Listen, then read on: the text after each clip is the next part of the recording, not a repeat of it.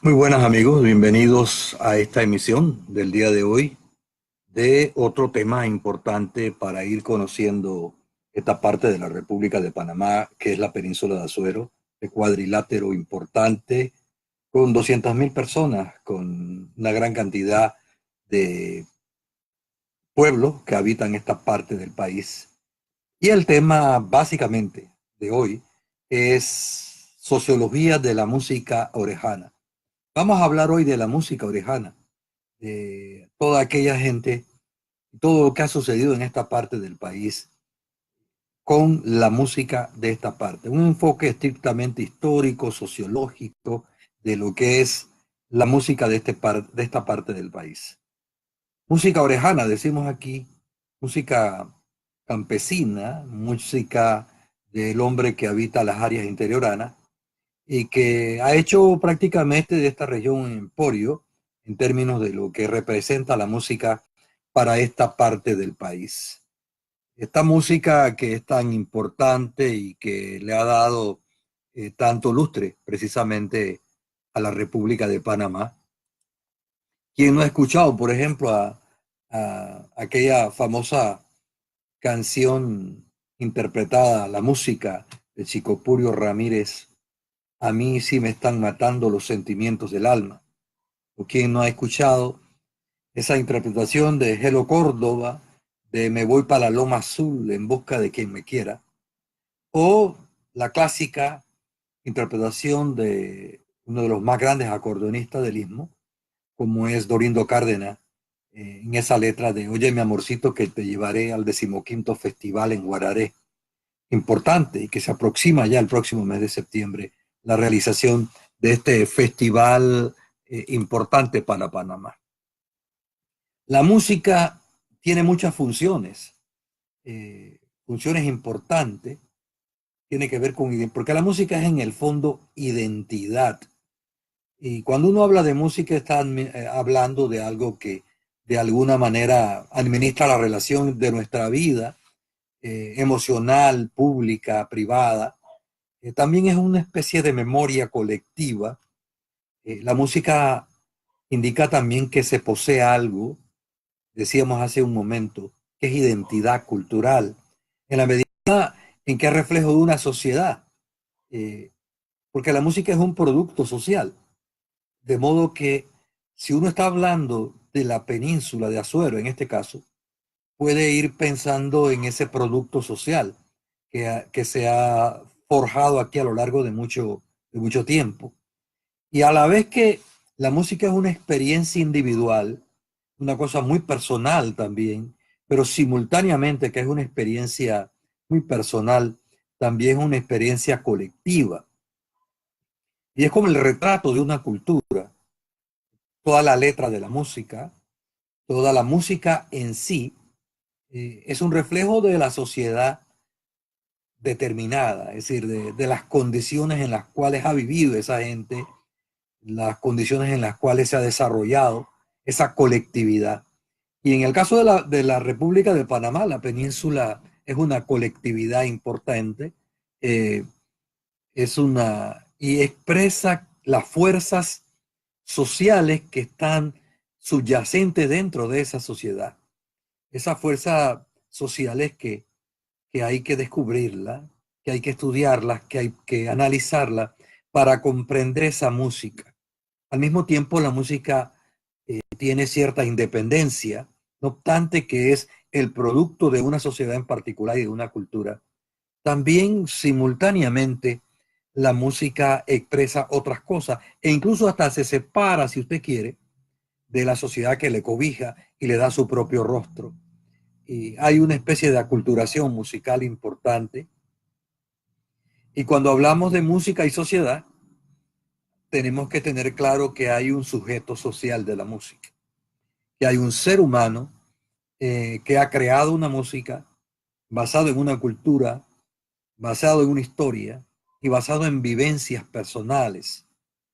Sí, uno puede hablar de Mozart, por ejemplo, en la música clásica, pero uno también puede hablar en Azuero de Chico Purio Ramírez, una expresión de música clásica y una expresión también de música popular.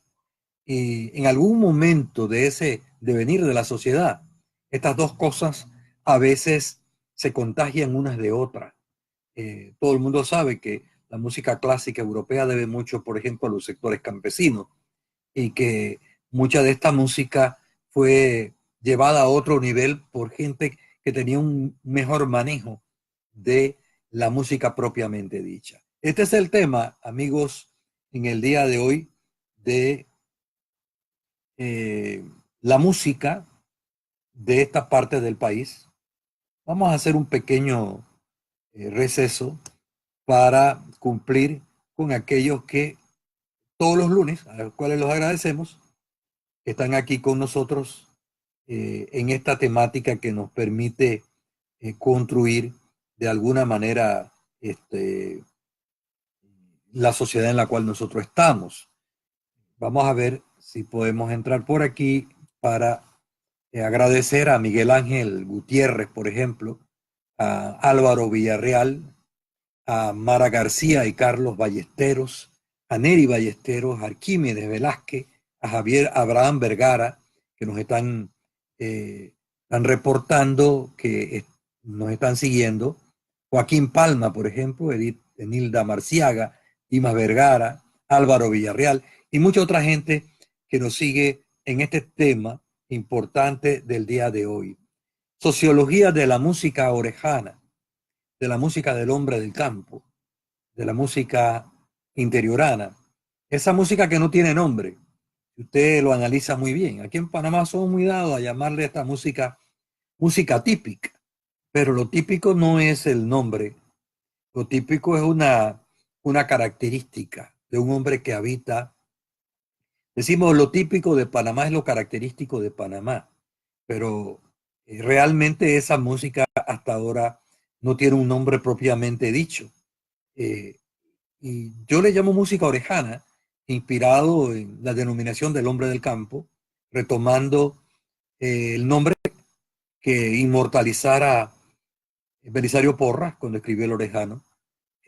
Otros le pueden llamar de otra manera, pero es muy importante que nosotros caractericemos a este hombre, de dónde viene este hombre, qué, qué ha hecho sobre todo para que surja esta música importante.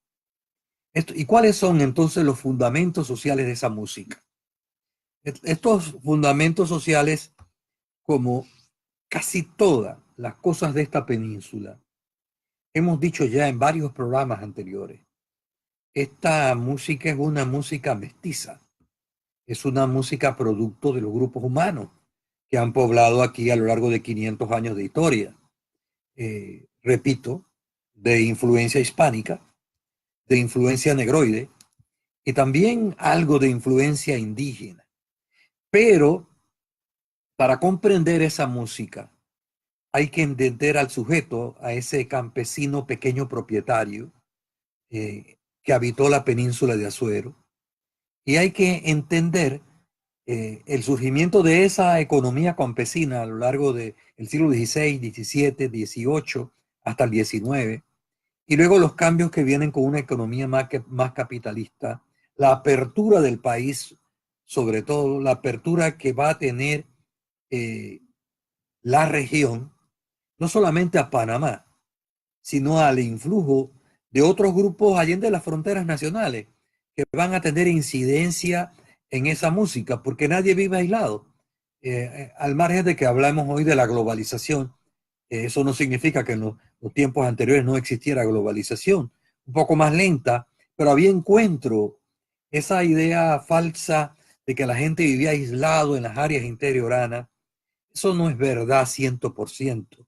Aquí hubo vínculos a través de la historia y la música va a expresar esos vínculos, va a expresar esas relaciones sociales, esos vínculos económicos, esos vínculos culturales, esos vínculos sociales. Eh, por eso vamos a ver que la música va a tomar fuerza, esa música que va a ser de extracción campesina, con influencia negroide y con algo de pizca de lo indígena, que es la que va a florecer en esta península, que va a comenzar a adquirir un rostro distinto, porque hay que ser claro, en el país no hemos estudiado suficientemente el origen de esta música. Se ha hablado mucho de los autores, de que quién esto u otro, pero un estudio más centrado en eso no lo encontramos. ¿Acaso yo estaba revisando precisamente eh, alguna bibliografía y me encontré con este trabajo de Dora Pérez de Zárate sobre nuestra música típica? Eh, Dora hace un aporte interesante y va en ese enfoque que nosotros estamos planteando para comprender al hombre y a la música de ese ser que habita esta región. Entonces tenemos que hablar de cuando se produce esa apertura regional a otras sociedades y otras culturas. ¿Cuándo se da eso con fuerza?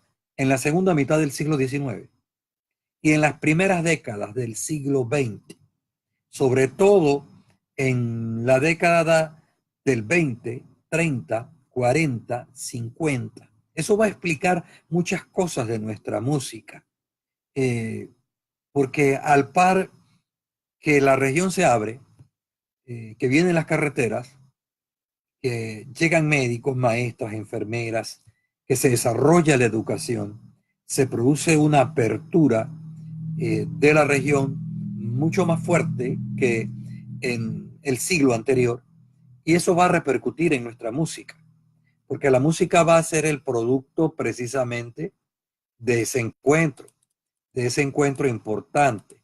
Y nos vamos a encontrar con una época eh, que podríamos llamar de los zapadores, de la gente que son aquellos que van a llevar sobre su hombro la construcción de esta propuesta musical. Esta propuesta musical eh, que expresa en el fondo el cambio social en la zona y la reacción cultural a esos cambios. Uno puede estudiarlo, por ejemplo, y lo encuentra, y lo vamos a ver dentro de un rato, a un grupo de zapadores de la música, gente que casi todos van a nacer en los primeros 20 años del siglo XX. Y incluso un estudioso de eso, que va a ser Zárate, va a nacer en 1897.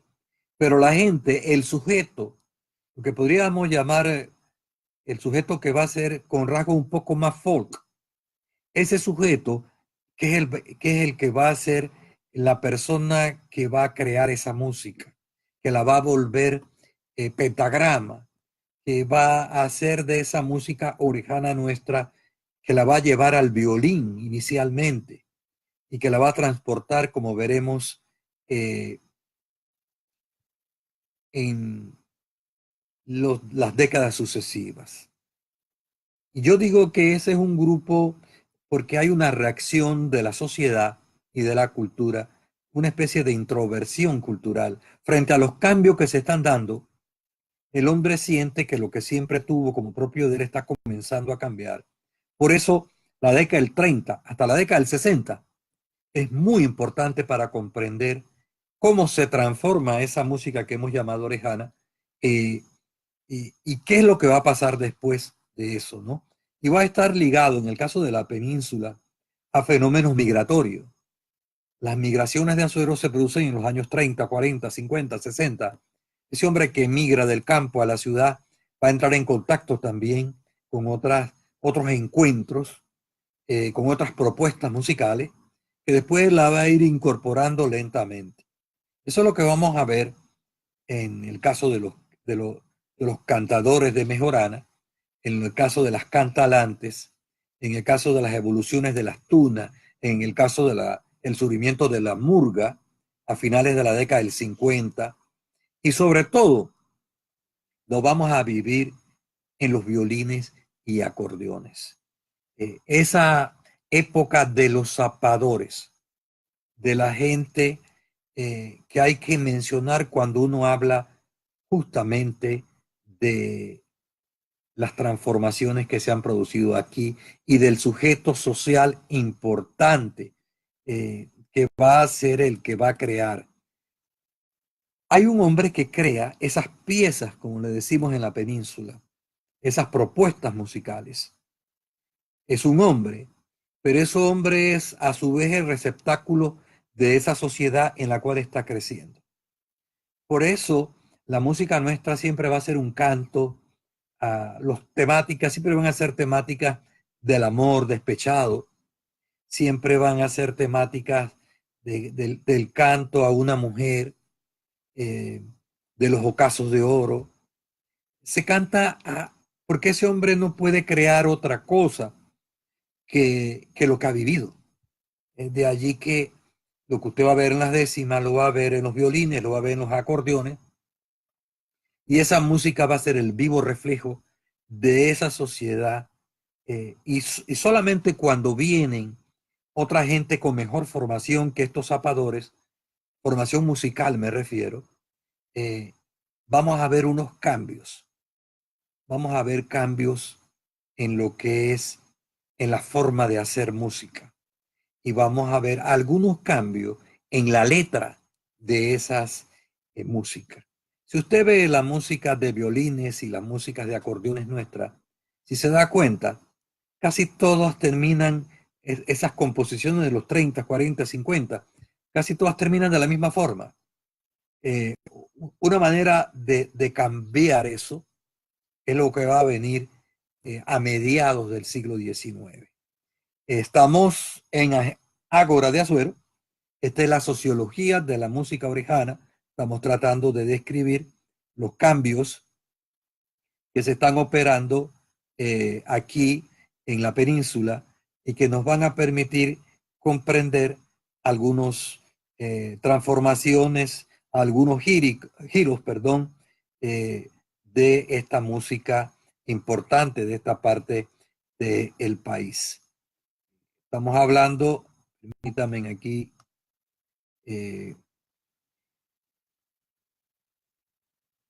vamos a ver, Maricel Paniagua dice, aprendan de la música de violín y el inicio en esta región. Agradecemos a Nelly Montesa, a Alberto Bisuetti, a Scarlett Espino, una gran cantidad de personas que nos están siguiendo a esta hora. Muchas gracias por esas muestras de aprecio, por esos corazoncitos y esas señales de que están allí pendientes de este espacio que hoy trata de la música nuestra, de los orígenes sociales de esa música, porque hay un sujeto campesino importante del cual estamos hablando y vamos a seguir hablando. Importante referirnos a ello, porque ¿qué va a suceder con estos actores sociales? Los actores sociales son las personas sobre las cuales va a recaer esto. Y en la península de Azuero, la expresión de esa música va a ser el reflejo o se va a reflejar en dos instrumentos importantes, el violín y el acordeón. El violín clásico que llega, no sabemos realmente cuándo llegan los primeros violines, porque es de lo que estamos hablando. En términos de estudio de los orígenes de esta música, en la península realmente estamos en pañales. En el caso del violín, yo tengo que destacar aquí, hay muchos personajes, pero quizás Artemio Córdoba, el guarareño, nacido en 1896 y muerto en 1988. Observe usted la fecha de nacimiento de esta gente que está ligada al violín. Francisco Chicopuro Ramírez, nacido en 1902 y muerto por allá por 1988, si mal no recuerdo. El caso de Escolástico Colaco Cortés, 1904, nace 2 años después de Chicopurio. Y prácticamente 4 años o 6 años después de Artemio. Abraham Vergara, del Quemao, de las Tablas, lo que ahora se conoce como San José, nace en 1905. nace 3 años después de Chico Puyo Ramírez, 1 año después de Colaco Cortés. Clímaco Batista, el hombre del violín famoso, de la ciudad de Las Tablas, de la Placita de los Perros, como se le llama. Clímaco Batista nace en 1907.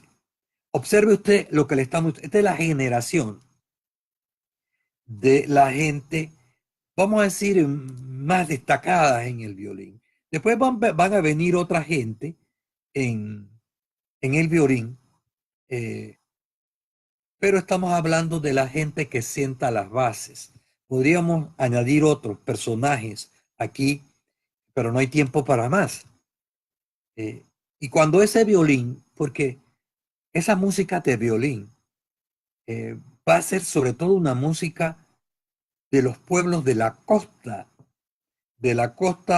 oriental de la península, desde el área de Santa María hasta Pedací, ¿no? Va a ser de grupos y esa música se va a desarrollar en casas y va a ser una música escogida. De eso, y hay mucho de eso que llamaban en la primera mitad del siglo XX cancionero la crème, los bailes de la crème.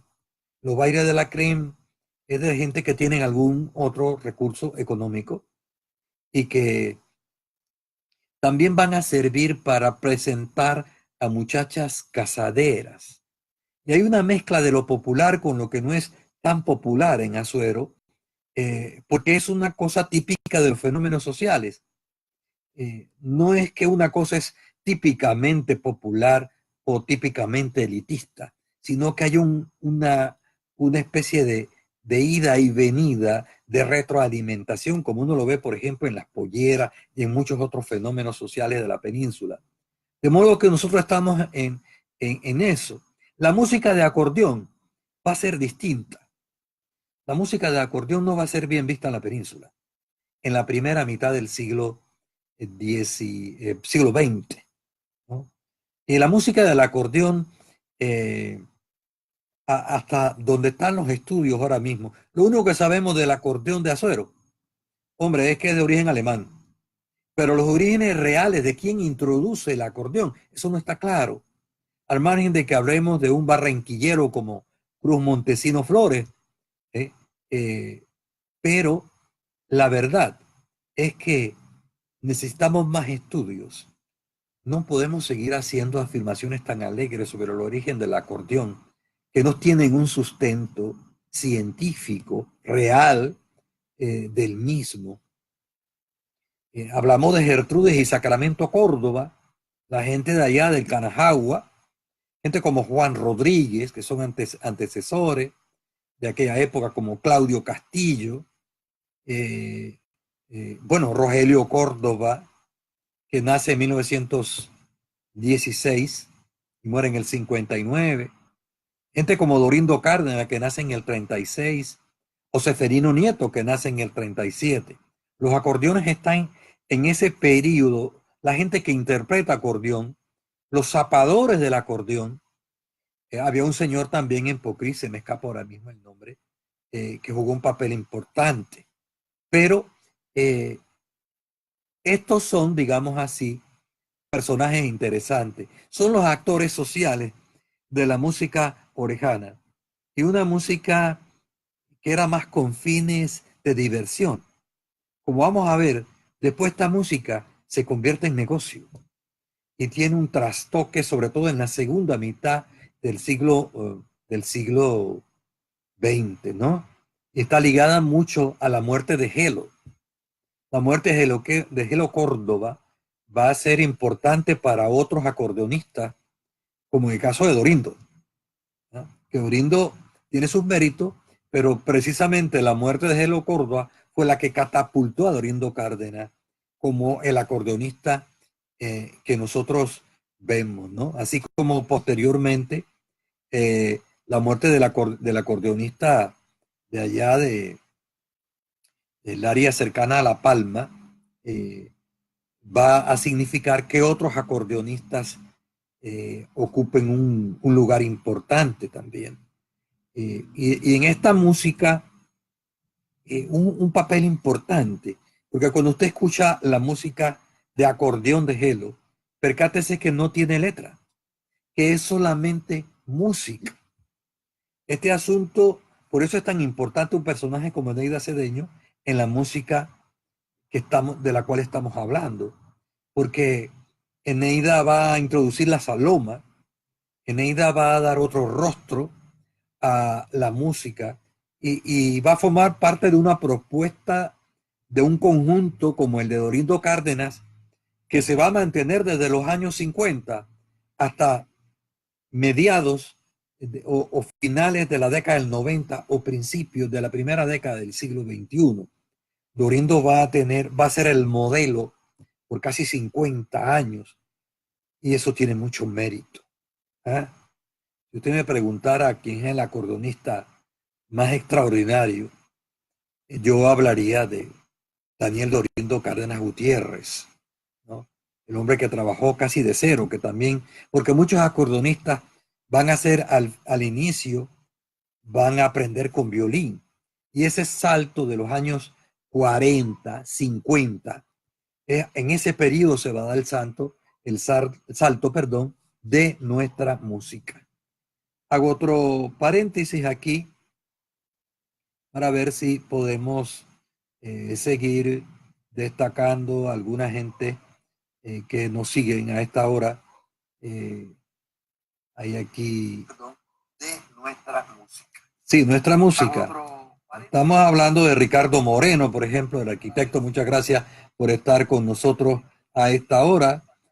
Lupe Doval dice, soy Guadalupe Sandoval del Cruce a Sabana Grande, hermana de Francisco Sandoval. Como no, un placer, gracias por estar con nosotros. Y otra gente que nos están siguiendo,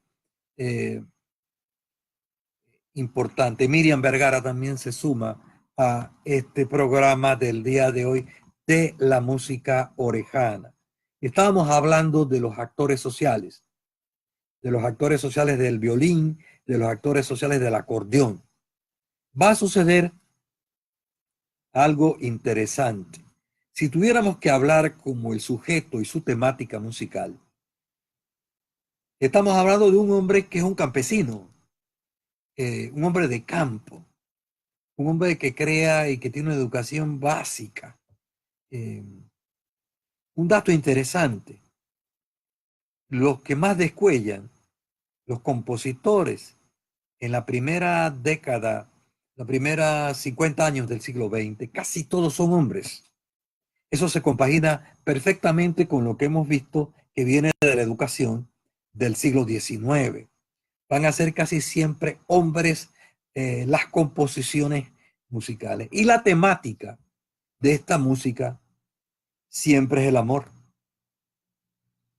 Siempre es el canto al terruño.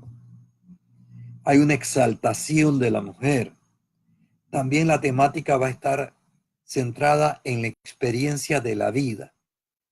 Y esta va a ser la temática que va a reinar en gran parte del siglo XX. Muy poco encuentra usted una temática musical que rompa con este esquema.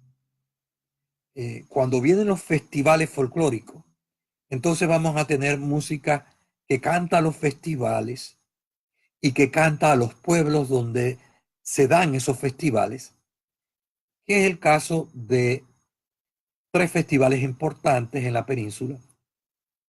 El caso del Festival Nacional de la Mejorana en Guararé, el caso del Festival de la Pollera en las Tablas y el Manito en Ocú. Y estos tres festivales van a lograr ser como una caja de resonancia de esa música. Y esta gente acude, por ejemplo, los acordeonistas van a acudir, tocar en el Festival de la Mejorana, por ejemplo, es un reconocimiento como un ejecutante del acordeón, o como un ejecutante del violín, o como un ejecutante de la música de la mejoranera. Y luego los concursos que van a surgir con la muerte de algunos personajes ligados a la música, como Gelo, no se ha calibrado suficientemente la importancia del concurso Gelo Córdoba en el Festival de la Mejorana. Casi todos los grandes ejecutantes del acordeón han pasado por el festival y han intentado ganarse el primer lugar en el Festival Nacional de la Mejorana. Y ese festival, como los otros, va a jugar un papel importante en la transmisión de esa música. Eso va a estar ligado, esa música, decíamos hace un momento, va a estar muy casada con la migración, porque el hombre de Herrera y Los Santos, que en los años 30, 40 y 50 y 60 emigra al resto de la República, no solamente va en busca de trabajo, lleva sobre sus espaldas su música, su forma de ser, y va a regar esa música de acordeón que va a ser mal vista, esa música que era de cantinas, esa música que no era bien vista en la sociedad que venía del tiempo de la colonia. Eso lo va a romper Gelo y lo va a romper Dorindo Cárdenas. Y esa década es la década del 40 y 50 y el 60. Y va a ser tan efectivo el papel de esa música que se va a regar por toda la geografía nacional. Y aquellos que antaño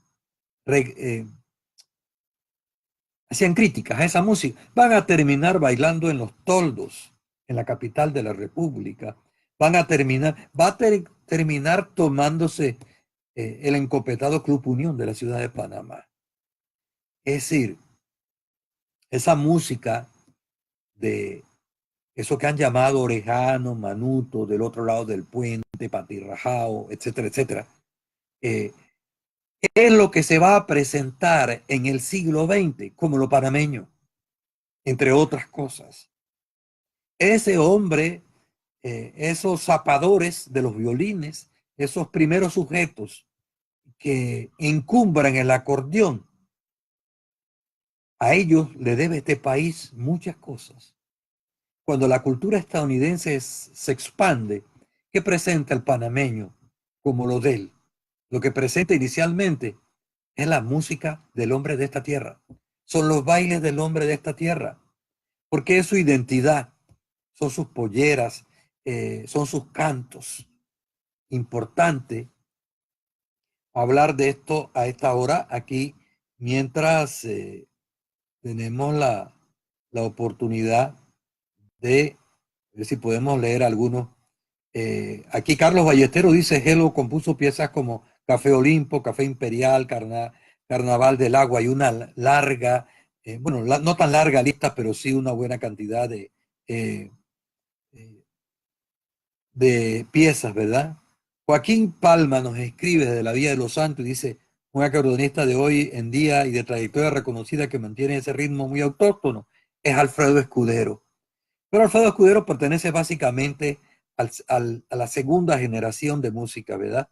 Que es importante contextualizar lo que estamos señalando a esta hora. Estamos hablando del sujeto y su tema musical, de ese hombre, del papel que ha jugado esa música de acordeones nacionales en este país. Tengo por aquí, a ver, algunos datos. Por ejemplo, el caso de Artemio de Jesús Córdoba López, violinista, flautista, compositor, quien no recuerda a Pueblo Nuevo, Ruth Betsaida Díaz, por ejemplo, La Viudita Templá, son algunas de las producciones de Artemio de Jesús Córdoba, que también incursiona en música porque sabía bastante de música, don Artemio, natural de Guararé. Francisco Chicopurio Ramírez, hombre, es un genio de la música orejana de esta parte del país. Lucero del Sur, Las Flores del Camino, el otro que compartió Los Sentimientos del Alma, la música de Los Sentimientos del Alma es de Chicopurio Ramírez, Escolástico Colaco Cortés, La Astenia, una muy hermosa que se llama Llano de Piedra, La Hierba Buena, Todo en la Vida Pasa, son compositores de estos acordeonistas. Antonio Toñito Sáez, por ejemplo, La Rebujina, Sinceridad, San Agustín, Abraham Vergara, hombre de la linda Valletero, Rosarito en Pedací, cuántas canciones, Tobías Prisset de la Vía de los Santos, La Pimienta, La Calentura, Los Dos Solitos, una cantidad significativa de producciones de gente como Clímaco, Batista, La Talanquera, Los Ojitos de Pastora, Quiero Verte Otra Vez, José de la Rosa Cedeño, eh, de Pocrí, Amorcito Lindo, Mal de Amores, Me Voy para las Tablas, Recuerdos de la Laguna, y otro que no mencionamos, París, Teodosio Vázquez Hernández, de las Tablas, Canajagua Azul, Conchita Ben, la lista es larga, Argelio, Rogelio Gelo Córdoba, que interpreta El Mogollón, Arroz con Mango y tantas otras. Bueno, son algunos de las canciones de estos zapadores, de la música orejana, de la música con sabor a nuestra tierra,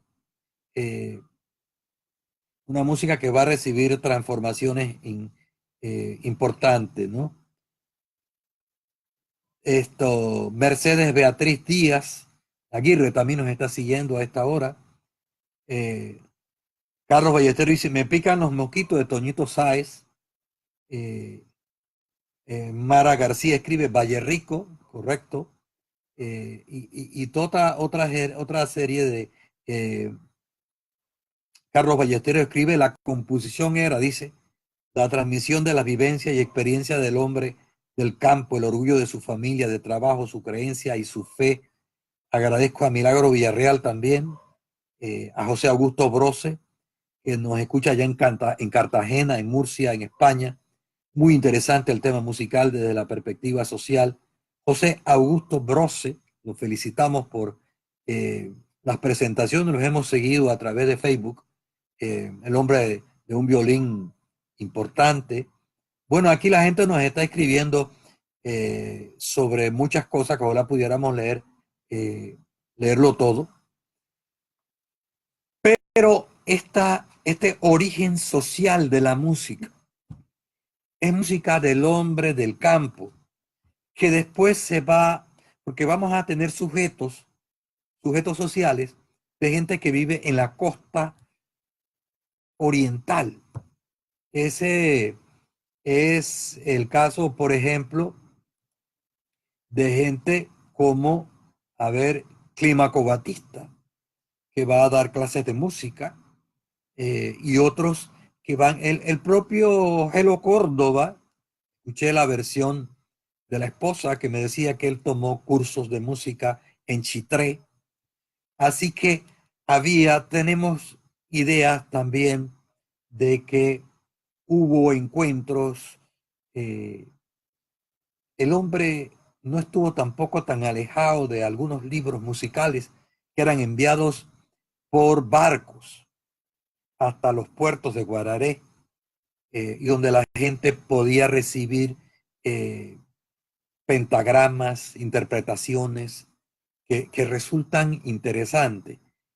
Tenga usted siempre presente cuando estudie la península, para no decir del resto de la República, pero estoy seguro que ha sido así. La versión del aislamiento, lo insisto, esta gente produjo en el campo, pero no estaban tan alejados tampoco de algunos que sabían de música, de algunos que componían en Panamá y que tenían intercambios musicales. No eran grandes, pero sí había un vínculo interesante entre este grupo de zapadores de esta parte del país. De extracción básicamente campesina, independientemente que viviera en las tablas, porque en el siglo XX, los años 50, estos pueblos más de la costa eran realmente pueblos grandes y no había tampoco un desarrollo intelectual elevado, pero sí un poco mejor que la gente que vivía, digamos, en, en el campo. Y, y estudiando esto, uno se da cuenta cómo hay un grupo al sur de la península. Ese es el grupo donde está Chico Purio Ramírez.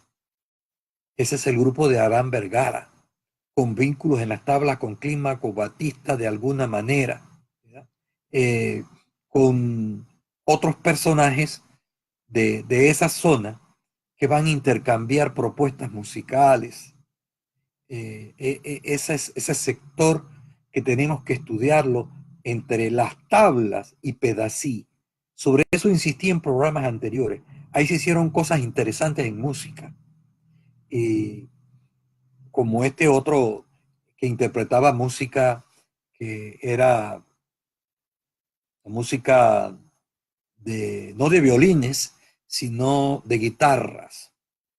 Personaje pedacieño importante que estuvo muy ligado a Chico Purio, a José de la Rosa Cedeño, que toda esta gente estuvo ligada también y su incidencia en el Festival Nacional de la Mejorana. Eh, Importante, amigos, hablar de esto y hay de ese encuentro musical de los años 30, 40, 50 y 60. Porque va a haber una influencia en la música, sobre todo cuando viene el acordeón de las cumbias y también con el violín, pero sobre todo con el acordeón, de las cumbias, de los porros, los danzones, que era lo característico del Caribe panameño. Esas orquestas caribeñas van a tener una incidencia en la música nuestra. No va a ser extraño Benny Moré, Pérez Prado y mucha otra gente. Por eso a raíz de los años 40 comienzan a renovarse los instrumentos musicales de las interpretaciones con acordeones. A raíz de ese encuentro, porque se dan los festivales folclóricos, van a contribuir a ello. Los corraleros del Majagual van a visitar a Guararé, van a estar en Guararé en los años 60 y ahí nace ese encuentro entre la música colombiana y la música orejana de Azuero. Eh, y se van a prestar piezas musicales, los intérpretes del acordeón, como en el caso de Dorindo Cárdenas y los corraleros del Majagual. Por eso el 15º festival en Guararé va a ser una pieza que los colombianos van a creer que es una pieza de Colombia, sin embargo es una pieza que más panameña, o el caso de Manizaleña. Piense que es un asunto de idas y venidas. Eh, por eso en los años 50 y 60, Dorindo va a ser tan popular los porros. Y el amigo García, fallecido, Rufino García, fallecido no hace mucho, va a ser el mejor cantante de porros del país, eso no cabe la menor duda. Vamos a tener los danzones y los violines, y junto a esta música va a pasar algo interesante, el arribo de la radio y el arribo de la televisión va a catapultar todavía más la música de esta zona. Pero eso va a tener un inconveniente. Se va a hacer tan famoso que se va a convertir la música en un negocio y se va a comercializar parte de la música nuestra. Eh, y esa música va a formar parte de la cultura de masas del panameño y particularmente del hombre de esta tierra. Muy ligado a ello están los jardines de baile, que van a recibir otros nombres también, y que va a llegar un momento que antes eran abiertos, así como en los años 30, 40, 50, se bailaba en las casas de familias, y después van a surgir justamente los jardines, que nunca he entendido por qué se le llaman jardín, cuál es el origen realmente del término jardín. No lo hemos encontrado, pero se le sigue llamando jardín a los sitios donde se bailaba, que van a ser abiertos, pero cuando esto se convierta en un negocio, los jardines de baile van a ser cerrados. Esto va a suceder en los últimos 20 años. Y para poder ir a un sitio van a tener que pagar. Antes se pagaba para bailar y ahora se cierran los jardines porque se privatiza la música. Es decir, esa música que hemos hablado, que surge en el pueblo, porque las empresas licoreras van a ver en esto un filón económico importante y van a lograr precisamente que estos músicos se alineen un poco con ellos y eso van a ser los que están detrás de los jardines. Y eso es lo que vamos a ver sobre todo de los años 70, en los últimos 30, 40 años. La música esa va a cambiar. Podríamos ilustrar esto en dos momentos musicales. El conjunto de Dorindo con Eneida y su grupo, que es la propuesta musical que nace en los 50, 40, 50, 60, 70, 80. Y para hablar de los tiempos actuales, la propuesta de Sami Sandra, que es una propuesta de los años 90, que cambia el modelo de la música, la temática se hace un poco más cruda, pero el acordeonista va a quedar en un segundo plano, en el caso de los Sandoval, y va a ser la mujer que baila y que canta la que va a ser la protagónica del conjunto. Eso es distinto. Sami y Sandra son muy diferentes a Dorindo Cárdenas y Eneida. Son dos visiones de la música de origen orejana.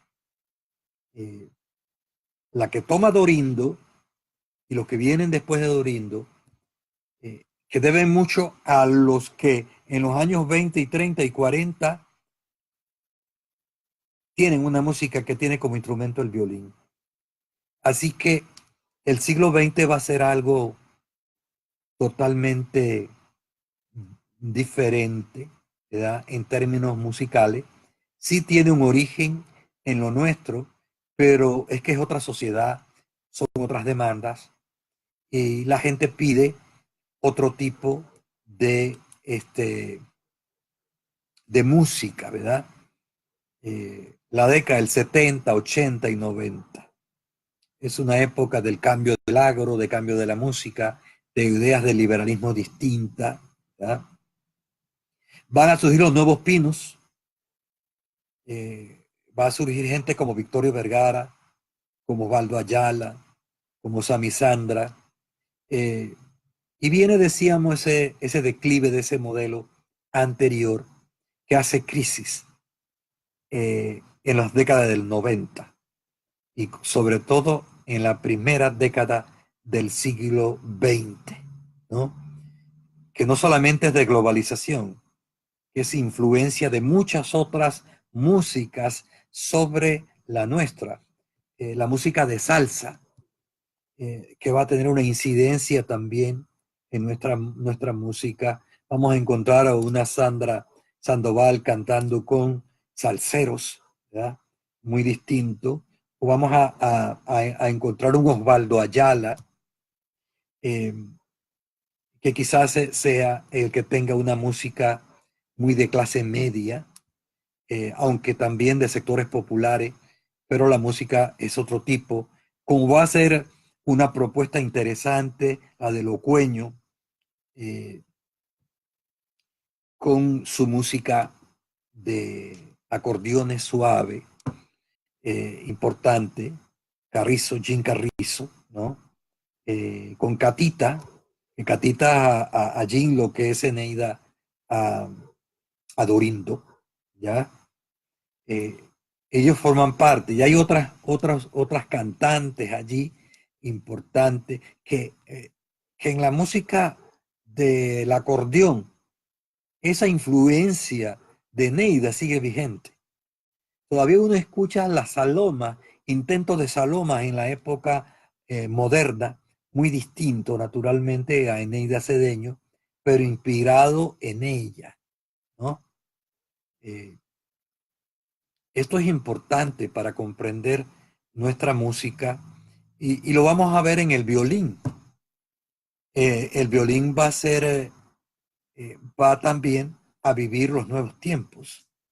Y de ese violín de antaño tenemos a un violín ahora, en el caso del violín, que en algunas situaciones se vuelve más académico el violín, para decirlo de alguna manera. más refinado, y que trasciende las fronteras patrias, ¿no? ¿Qué vamos a hacer nosotros con esta música que tenemos ahora? Porque es inevitable, son inevitables estos cambios musicales en una sociedad que a esta altura demanda eh, una música a tono precisamente con ella, ¿no? Eh, la música ahora vive un contexto totalmente distinto. Todas esas revoluciones musicales que se produjeron en, en Europa y en Estados Unidos, parece mentira, cosas como los Beatles, eh, como aquella gente que protestaba por la guerra de Vietnam, esos tiempos de transformaciones tocan nuestra sociedad y tocan nuestra cultura e inciden en la música indirectamente, porque hay otras propuestas, ¿verdad? Como el caso de los Pescuecipelao, que son una muestra interesante en la música nuestra, que ya desaparecieron casi, tengo entendido, de rock con música de acordeones, ¿no? O los muchachos de rock, de música de rock, los rabanes chitereanos también están en esa línea, porque te fuiste Benito y otra serie de cosas. Eh, hay un reto importante.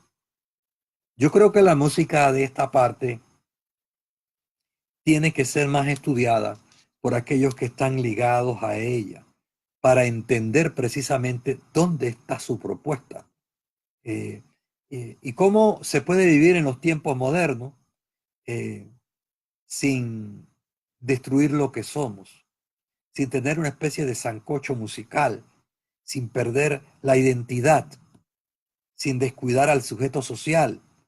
Ese es el desafío de la música de los tiempos modernos. ¿Qué vamos a hacer con esa música? Eh, ¿Y qué vamos a hacer con las temáticas? ¿Va a continuar la música nuestra eh,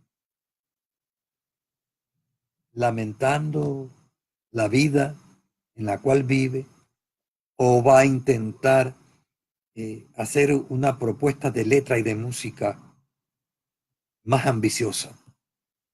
Creo que las dos cosas pueden coexistir perfectamente. Así como podemos tener una mejorana tradicional, también podemos agarrar la mejorana y convertirla en una propuesta más académica. Claro, cada uno en su momento, no mezclando las dos cosas. Eso se ha hecho en otras latitudes. Eh, Nosotros tenemos en la música nuestra de raigambre orejana, de raigambre campesina, que tomar en cuenta todos estos factores. Usted puede componer una pieza, pero no es usted solamente el que lo compone. Usted es la síntesis de lo que se vive en esa sociedad. Y su letra es de alguna manera lo que se está viviendo. El problema es cómo hacer para trascender eso y no quedarse en las lamentaciones, porque hay una gran verdad de la música nuestra. Hay un agotamiento temático, hay una especie de cansancio musical. Eh, Estas interpretaciones de los acordeones sobre desamores eh, ya hasta cansan un poco. Hay que aspirar a hacer otras cosas que le sirvan también a nuestras, pero sin perder nuestras raíces, obviamente. Pero no podemos pedirle a la música en el siglo XXI que sea igual a la música de los años 40, 50 y 60. Sería un absurdo, ¿no? Que nosotros, así como eh, no podemos pedir que haya un sujeto folk igualito al de los Zárate, al que estudiaron los esposos Zárate, porque ese campesino ya no existe. Ese hombre vive en una sociedad tecnológica con muchas más cosas que aquella época idílica de los años 40, 50 y 60. Creo, amigos, que hay mucha tela que cortar. en este tema. Voy a dedicar los últimos minutos a ver si podemos destacar la presencia de algunos amigos que tienen la gentileza de seguirnos todos los lunes. El caso de Maricheri Turralde, de Itzel Castillo Pinzón, gracias a mi sobrina que nos escucha, de Carlos Ballestero, que dice que ahora hay muchos empíricos, ¿sí? Los empíricos han sido importantes en toda la historia de todas las cosas, pero es importante que hayan empíricos, que haya gente que cree sobre lo que él tiene. Eso es muy importante. Los dos tipos de creaciones musicales son importantes. Aquel, llamámosle sujeto folk, pero no me gusta hablar de folk en los tiempos actuales, porque casi que no los encuentro, decía hace un rato.